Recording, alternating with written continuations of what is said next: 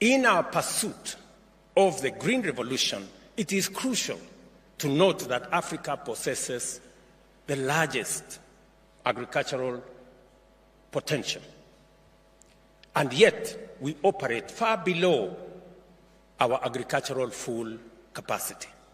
This vast potential underscores our ability and obligation to transform Africa from a hungry continent into a self-sufficient global bread basket.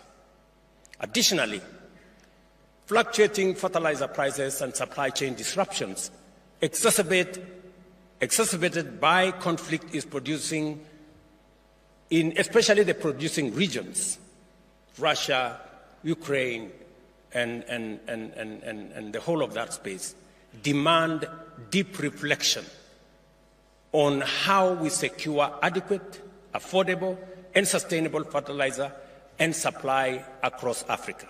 Therefore, in the face of prevailing challenges, our commitment to achieving Sustainable Development Goal number 2, that of ending hunger, ensuring food security, improving nutrition, and promoting sustainable agriculture, must be unwavering.